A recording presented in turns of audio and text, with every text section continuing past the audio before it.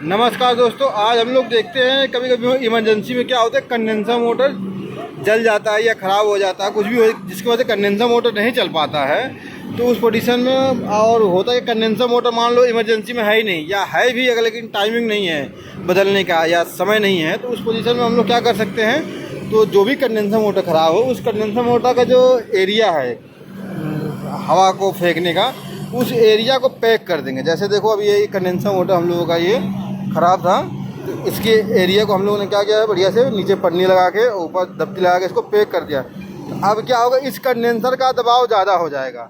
अब जो भी इसकी कंडेंसिंग करने की कैपेसिटी रहेगी, ऐसा नहीं है कि पूरी तरह काम करेगा, लेकिन हाँ मतलब 90% ये पूरी तरह से काम करेगा, एचपी नहीं मारेगा। ऐसे क्या होगा, अगर एक कंडेंसर का ये एरिया खोल देंगे तो एक कंडेंसर एचपी मारने की संभावना बहुत ज़्यादा रहेगी क्या, एचपी मारेगा। लेकिन इस तरह से अगर हम पैक कर देंगे तो रात में तो कभी भी एचपी नहीं मारेगा 100%।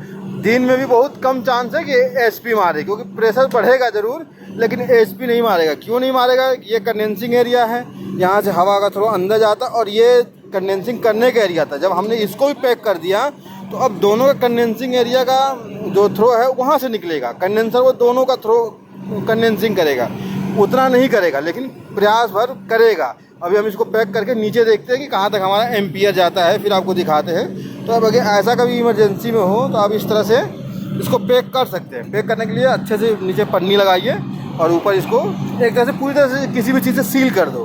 तो जैसे हम लोगों ने इसको सील कर दिया है, ठीक है। अब सील करके ऊपर नीचे आपको दिखाते हैं कि क्या है इसका रहेगा पोजीशन। देखो इस तरह से इसको पूरी तरह हमने पैक कर दिया है। अब नीचे चल के देखते हैं कि क्या इसका एम्पियर रहता है। देखो नीचे देखोगे तो क्या कंडेंसर हमने ओपन कर रखा है, मोटर भी नहीं उसमें, तो ये क्या ना, ये टीओपी उसका फॉल्ट शो कर रहा है, ठीक है। इसकी वजह से ये फॉल्ट शो कर रहा है, ठीक है। अभी देखो दोनों कंप्रेसर चल रहे हैं और कॉन्टेक्टर लगे हुए हैं। अब इसका हम एम्पियर देख लेते हैं कि एक कंडेंसर में कितना एम्पियर जा रहा है। जब देखो इधर कंडेंसर ओके है तो दोनों कंडेंसर लगे हुए हैं, इधर कंडेंसर एक ही चल रहा है। तो देखते हैं क्या।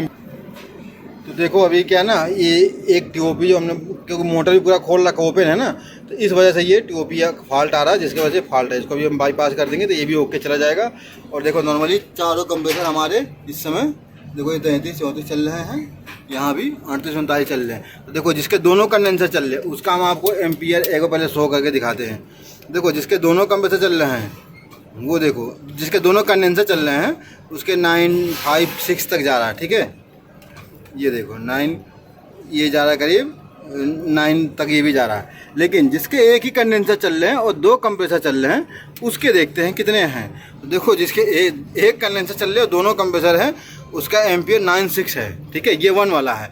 अब ये जो 2 वाला है उसका भी देख लेते हैं। तो 2 वाला भी देखो 9 तक है, ऐसा देख लो 9 तक है, ठीक है। आप देख लो, ये देखो कंडेंसर बंद भी है। देखो आप देखोगे कंडेंसर बंद, एक ही कंडेंसर चल रहा है और ये देखो ये एम्पियर 9 के अंदर ही है। जबकि प्रेजेंट टाइम में कोच का टेम्परेचर देखोगे तो कोच का टेम्परेचर बहुत हाई है इस समय। कोच अभी गर्म है क्योंकि अभी चालू है। देखो करीब 36 के आसपास कोच का, एक मिनट को आपको दिखाता हूँ, लाइट ये मार रहा है ना, तो कोच का टेम्परेचर है देखोगे तो करीब 36 के आसपास का है। ये देखो करीब 34 के आसपास, 34-9 के आसपास का टेम्परेचर। जैसे जैसे टेम्परेचर ठंडा होता जाएगा वैसे वैसे इसका एम्पियर भी डाउन होता जाएगा। देखो ऐसा नहीं है कि कोई इसका एम्पियर बहुत ज़्यादा, हाँ, लेकिन अगर हम जो कंडेंसर की जाली को ऊपर कवर किया था, अगर वो कवर नहीं करते और तब इसको चलाते तो ये इंटरनल ये एचपी मार जाता या हाई एम्पियर होकर इंटरनल ड्रिप मार जाता। लेकिन देखो अभी ये एचपी नहीं मारेगा। क्यों नहीं मारेगा, क्योंकि हमने उसको कवर कर रखा है और 1-2 नंबर कंडेंसर ही 1 नंबर कंडेंसर को बहुत हद तक बैकअप दे रहा है। बैकअप क्या दे रहा है, एकदम फुल बैकअप लमसम देखो दे रहा है। रात में तो कोई समस्या नहीं करेगा। इस समय देखो प्रेजेंट टाइम में तो करीब 2 बजे के आसपास की है, बाहर धूप भी है। देखोगे तो बाहर एकदम धूप है, 2 बजे का आसपास का, 2 बजे का आसपास है, एकदम घनी धूप है। और इस समय हमारा प्लांट एकदम ओके चल रहा है।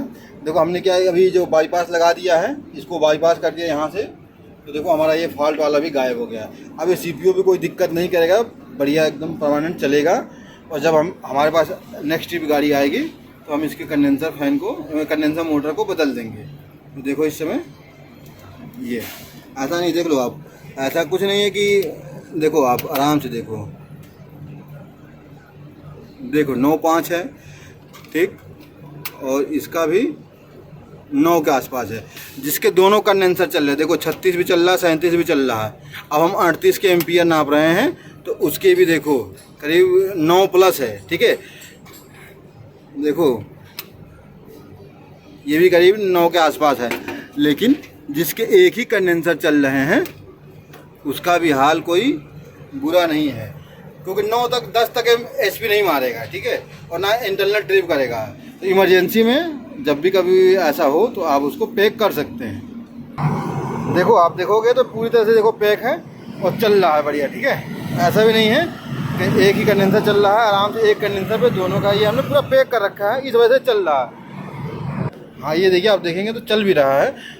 लेकिन आपको बार बार एक बार ज़रूर ये ध्यान रखिएगा, ये कोई तरीका नहीं है, ये इमरजेंसी का एक तरीका है कि हम कहीं बाहर हैं, सेकेंडरी में हैं, या कहीं ऐसी जगह है जहाँ मोटर हमारी जल गई, मोटर नहीं मिल पा रही है, तो उस कंडीशन में हम ये कर सकते हैं। ये कोई मतलब ऐसा नहीं है कि ऐसा करना ही है, ये बहुत रियल केस है।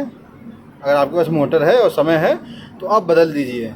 ये तो हम लोग इसलिए किए कि समय बहुत इसमें आधे घंटे बचा था, मोटर लाने खोलने में गाड़ी खिंच जाती, तो इस वजह से इसको हम लोग ये किया। वीडियो अच्छा लगे तो लाइक और सब्सक्राइब करें। धन्यवाद। मिलता है ऐसे किसी और वीडियो में।